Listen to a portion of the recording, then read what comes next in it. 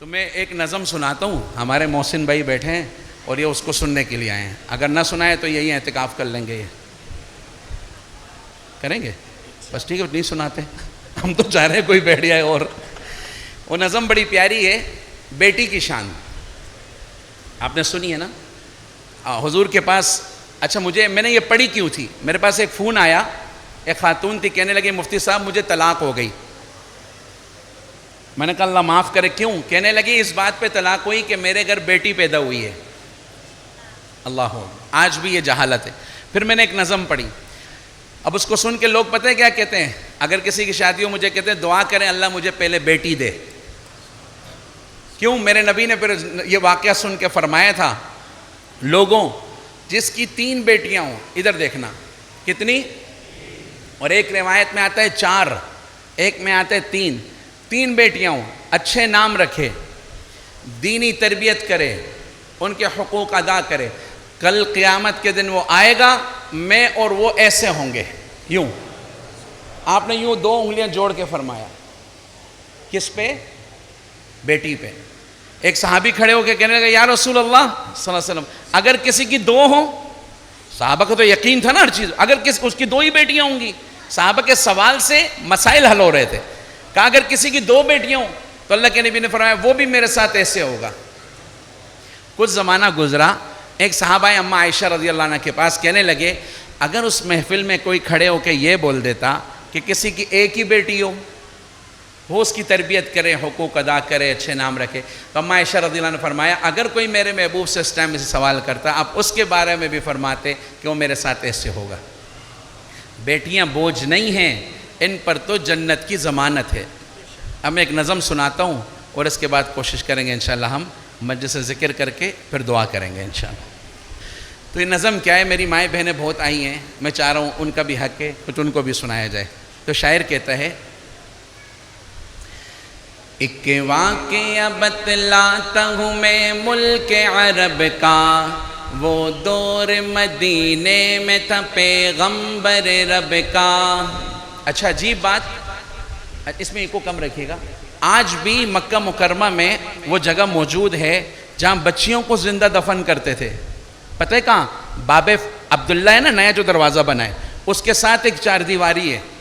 برج پہ چڑھیں گے تو نظر آئے گا. جب تعمیراتی کام ہوئے نا وہاں کھدائی ہوئی تو بچیوں کی چیخنے کی آوازیں آئیں. وہاں کے علماء نے بتایا چیخنے کی آواز آئی بچیوں کی. تو علماء نے کہا اس جگہ کو چھوڑ دو، یہ قیامت کے دن اٹھیں گے اور گربان پکڑیں گے. جو عورتوں کے حقوق کا شور مچاتے ہو سن لو، اسلام سے پہلے تو عورت کا یہ حق تھا، اس کو تو جینے ہی نہیں دیتے تھے. اسلام نے اس کو عزت دیا، مقام دیا. اسلام نے تو یہ کہا اس کی تربیت کر تجھے جنت ملے گی. بولو نا سبحان اللہ. اسی کی تربیت پہ اللہ نے جنت کے فیصلے کر دیے. بیٹی پہ تو جنت کی ضمانت ہے خدا کی، یہ بوجھ نہیں ہے، امانت ہے خدا کی. لاؤ نا اس شعر کا چیلنج کسی سے، چیلنج کرو. آؤ کوئی اور مذہب یہ مقام عورت کو دیتے؟ وہ تو ٹیشو پیپر بھی نہیں بناتے، اللہ معاف فرمائے. باہر کے اسلام ہے الحمدللہ. ایک واقعہ بتلاتا ہوں میں ملک عرب کا، وہ دور مدینے میں تھا پیغمبر رب کا. ایک آدمی دربار نبوت میں تھا حاضر، ایمان کی دولت ملی وہ پہلے تھا کافر. اس شخص نے آقا سے کہا اے میرے آقا، جس وقت میں کافر تھا تب ایک جرم کیا تھا، جو میرا قبیلہ کہے وہ مانتا تھا. میں بیٹی کی ولادت کو برا جانتا تھا. میں گھر میں میرے پیدا ہوئی ایک پھول سی بچی، پر میں نے اسے اپنی ہی بے عزتی سمجھی. نفرت تھی مجھے اس سے، میں بیزار تھا اس سے، لیکن میری بیوی کو بہت پیار تھا اس سے. اس بچی نے عزت میری ہر سمت اچھالی، بیٹی کی ولادت پہ مجھے ملتی تھی گالی. باہوں میں جھلایا نہ تو کاندھے پہ بٹھایا، میں نے نہ کبھی بیٹی کو سینے سے لگایا، چاہت ہی نہیں تھی کوئی الفت ہی نہیں تھی، سینے میں میرے اس کی محبت ہی نہیں تھی، معصوم وہ کرتی تھی محبت کے اشارے، اور میں نے اسی کرب میں کچھ سال گزارے، میں سوچتا رہتا تھا اسے مار ہی ڈالوں، کھوئی ہوئی عزت کو پھر کے بار میں پالوں، ایک روز اسے لے کے نکل آیا میں گھر سے، وہ بچی بہت خوش تھی میرے ساتھ سفر سے، فرمائش کرتی رہی وہ سارے سفر میں، جاگی نہ محبت ہی مگر میرے جگر میں، صحرا میں چلا آیا میں بستی سے نکل کر، بچی بھی وہاں پہنچی میرے ساتھ ہی چل کر، سنسان جگہ دیکھ کے سرشار ہوا میں، اس بچی کی تدفین کو تیار ہوا میں، تب میں نے یہ سوچا کہ یہی قبر بنا لوں، اور آج ہی اس بچی سے چھٹکارا میں پالوں، پھر میں نے کیا ایک گڑھا کھود نہ جاری، اس وقت میرے ذہن پہ شیطان تھا طاری، گرمی تھی بہت چور ہوا جب میں تھکن سے، اس وقت پسینہ نکل آیا تھا بدن سے، معصوم سی بچی کو ترس آ گیا مجھ پر، ہاتھوں ہی سے اس بچی نے سایہ کیا مجھ پر،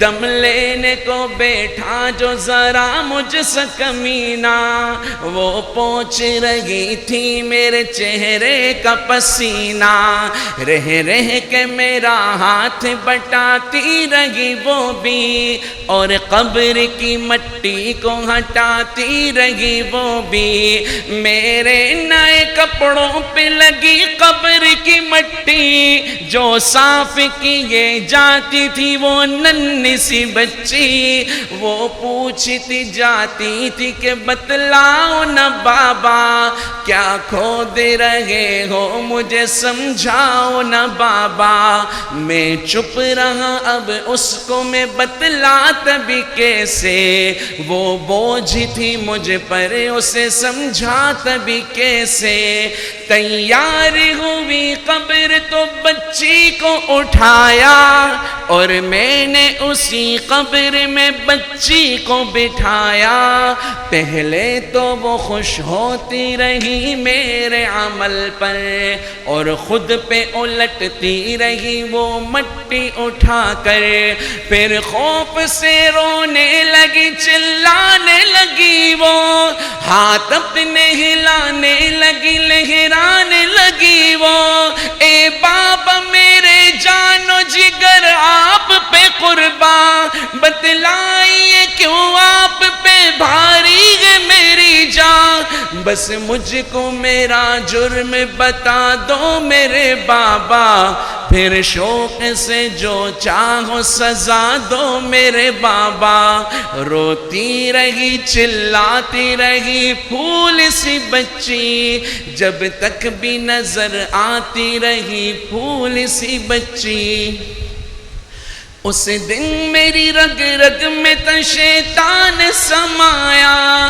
اس بچی پہ تھوڑا بھی مجھے رحم نہ آیا، زندہ ہی اسے قبر میں دفنا دیا میں نے، ایک جان پہ یہ کیسا ستم ڈھا دیا میں نے، وہ آدمی روتا رہا یہ بات بتا کر، اس شخص کے رخسار بھی اشکوں سے ہوئے تر، ایک درد سے سرکار کی آنکھیں ہوئی پرنم، دل تھام کے روتے رہے سرکار دو عالم، سرکار کو جو بات رلائے وہ غلط ہے، اللہ کو جو تیش دلائے وہ غلط ہے، سرکار کو بات میرے سید ابرار کی مانو، سرکار کو مانا گے تو سرکار کی مانو،